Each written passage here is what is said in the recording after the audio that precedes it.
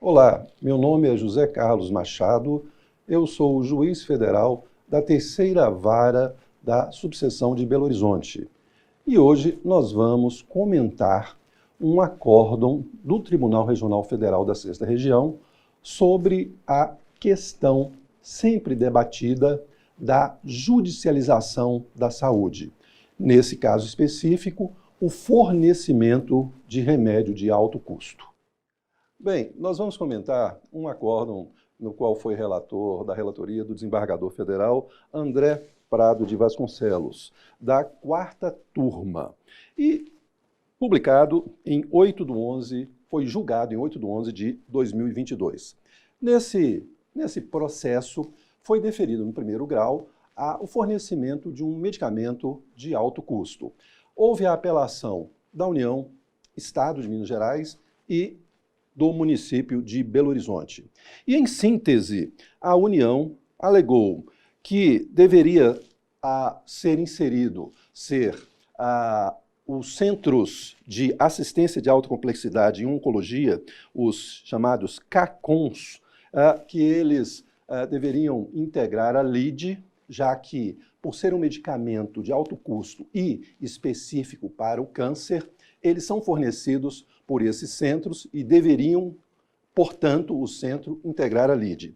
Mas alegaram também que a questão da reserva do possível, a questão dos honorários advocatícios. O Estado de Minas Gerais, por sua vez, alegou que a sentença não observou o tema 106 do STJ. Além disso, fez também considerações sobre a necessidade de redirecionar o cumprimento da obrigação para a União, nos termos de decisão do STF no RE 855-178. E também fez considerações, argumentou a respeito dos honorários, que deveriam ser fixados por apreciação equitativa. Já o município de Belo Horizonte, em preliminar, alegou a sua ilegitimidade para a causa e, em seguida, a necessidade de observar uma política pública específica para o fornecimento desse medicamento. Além disso, fez considerações e argumentou que a multa fixada pelo descumprimento era desproporcional e excessiva. Em síntese, essas foram as alegações dos apelantes e o Ministério Público entendeu, foi o parecer, pelo improvimento da apelação do município e parcial provimento, algumas das alegações da União e do Estado. Inicialmente, o relator abordou, julgou as preliminares que foram levantadas. Inicialmente, a ilegitimidade passiva de causa do município e fundamentou a sua decisão no julgamento do Supremo Tribunal Federal no recurso extraordinário 855-178 da relatoria do ministro Luiz Fux, com repercussão geral reconhecida e que fixa a tese da responsabilidade solidária dos entes federativos no caso de fornecimento de medicamentos, no caso de assistência à saúde, afastando, portanto, essa preliminar oposta pelo município, levantada pelo município.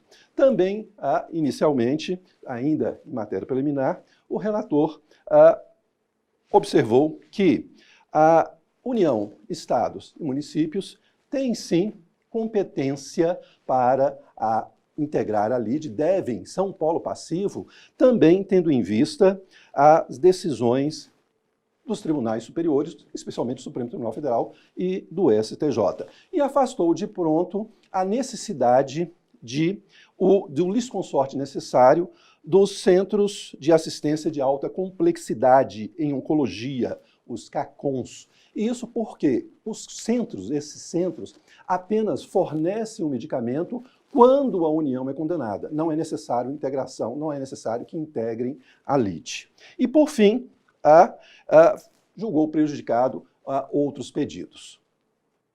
No mérito, o relator estabeleceu, após fazer considerações sobre o artigo 196 da Constituição e da necessidade do judiciário, do dever do judiciário, observar se o mínimo existencial está sendo atendido no caso de políticas públicas de saúde. Fez também algumas observações com base no artigo 6º da nossa Constituição, e embasou esse início de apreciação do mérito no tema 106, julgado pelo STJ, no julgamento do RESP 1.657.156, que fixou, importante, algumas teses para o fornecimento de medicamentos. E são elas: primeiro, necessária a comprovação por meio de laudo médico, fundamentado e circunstanciado,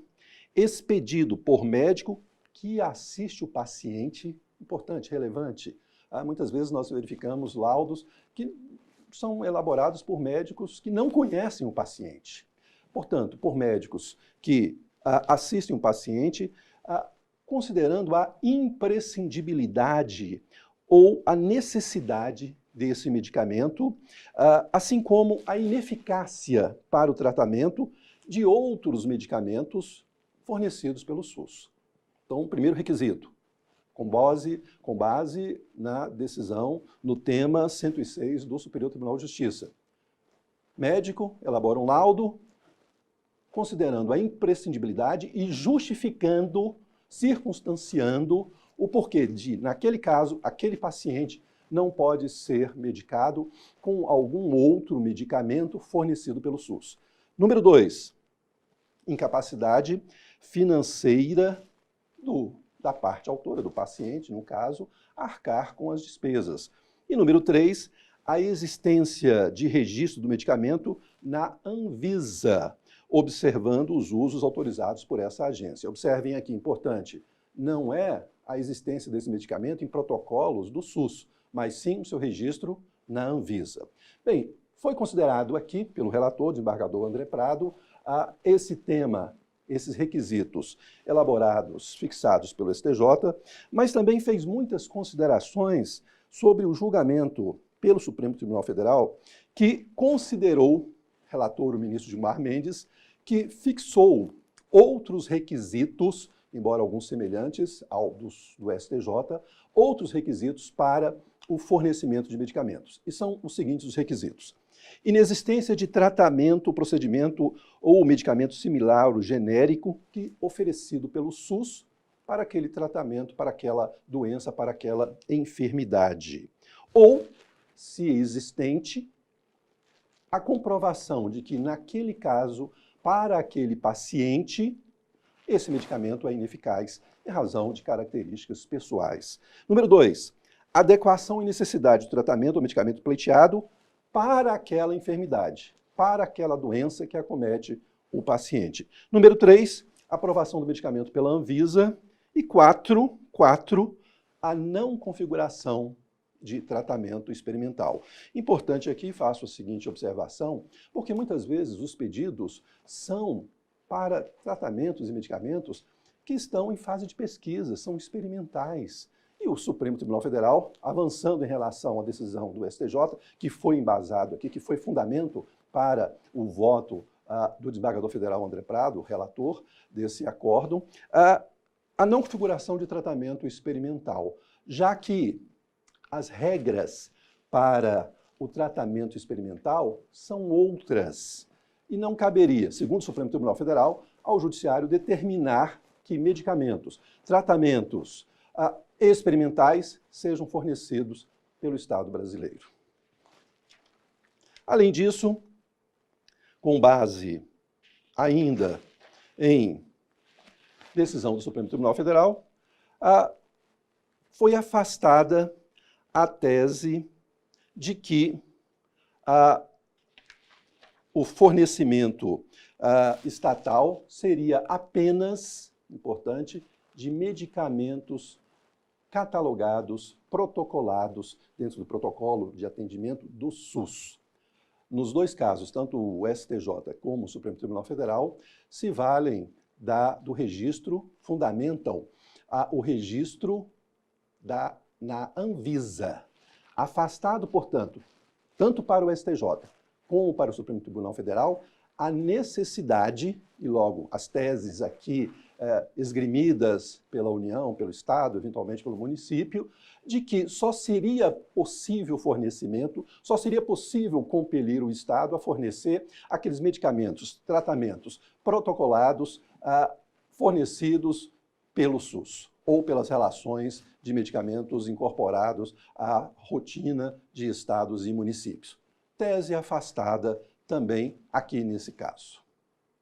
No caso concreto, conforme foi observado pelo relator, no caso concreto, se tratava do fornecimento do medicamento enzalutamida. E todos os requisitos, tanto aqueles que são apresentados, que foram aqui embasados, foram esgrimidos no voto, tanto os requisitos do Supremo Tribunal Federal como do STJ foram atendidos. O medicamento tem registro na Anvisa, no caso concreto, não era fornecido pelo SUS, o autor não tinha condição, havia laudo médico circunstanciado, fundamentado, de médico que o acompanhava, logo, devido ao fornecimento do medicamento pelo Estado ou pelo município, no caso, custeado pela União. E essa foi a decisão no caso concreto. E mais ainda, no caso do cumprimento da obrigação, o relator fixou o seguinte, que com base no tema 793, as discussões que são eventualmente observadas, levantadas, alegadas pelos entes federativos, discussões a respeito de compensação financeira, eventualmente alegam a necessidade de licitação, não foi esse o caso, eventualmente alegam questões administrativas, a necessidade de, no próprio processo, haver uma determinação de quanto que cada um deveria arcar administrativamente. O relator afastou toda essa discussão dizendo, bem, aqui o que se pretende é o atendimento ao direito à saúde. Todas essas questões devem ser resolvidas na via administrativa ou em outro processo, afastando, portanto, todo esse tipo de alegação. Abordou ainda o relator a questão observada pelas entidades federativas a respeito dos honorários sucumbenciais, tema sempre discutido nesse e em outras espécies de processo. E se valeu para decidir do tema 1076, julgado pelo Superior Tribunal de Justiça, que prevê o arbitramento de honorários por equidade apenas naqueles casos em que o proveito econômico obtido pelo vencedor é inestimável ou irrisório, ou ainda quando o valor da causa é muito baixo, o que não é o caso aqui.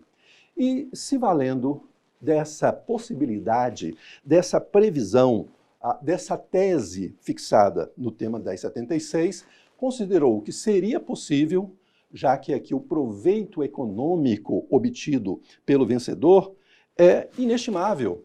Qual o valor desse medicamento, um medicamento de alto custo, para um tipo de enfermidade como essa? É um valor inestimável. Logo, considerou, os honorários podem ser fixados por equidade. E foi nesse sentido a decisão. A respeito ainda dos honorários da Defensoria Pública da União, grande discussão a esse respeito, nós temos de um lado, e o relator considerou, nós temos de um lado a súmula 412 do STJ. Os honorários advocatícios não são devidos à Defensoria Pública quando ela atua contra a pessoa jurídica de direito público a qual pertença. Contudo, o Supremo Tribunal Federal, ao julgar um agravo regimental em ação rescisória número 1937, isso lá em 2017, julgou que a Defensoria Pública poderia, sim, receber honorário de sucumbência, mesmo quando litigasse, por exemplo, contra a União. Entretanto, o próprio Supremo Tribunal Federal, isso foi observado pelo relator, o próprio Supremo Tribunal Federal reconheceu a existência de repercussão geral nessa matéria. E por isso, julgou o relator que deveria ser considerada e aplicada a súmula 412 do STJ. Os honorários advocatícios não são devidos à Defensoria Pública. E com isso, resolveu também essa questão dos honorários e, além disso, além dessas questões de honorários, a questão da multa, que havia sido fixada no primeiro grau em R$ 1.000 por dia, e o relator considerou que R$ 1.000, julgando considerando precedentes do Tribunal Regional Federal da Primeira Região, que R$ 1.000 por dia seria excessivo e reduziu a multa para R$ 200. E, em conclusão, deu parcial provimento à apelação das partes para reduzir honorários sucumbenciais, reduzir a multa para R$ 200 e condenar a União, o ônus da União, a pagar o medicamento pleiteado pelo autor, mediante compensação financeira das entidades, no caso União, Estado e Município, a ser realizada administrativamente. Essa é a conclusão, portanto, desse julgamento e desse tema judicialização da saúde, que sempre provoca discussões, um tema que tem sido discutido em especial nos últimos 30 anos, com uma incidência muito grande de processos, de teses, as mais variadas, de acórdãos, de temas, de repercussão geral, de súmulas, e essa é a posição do Tribunal Regional Federal da 6ª Região nesse caso.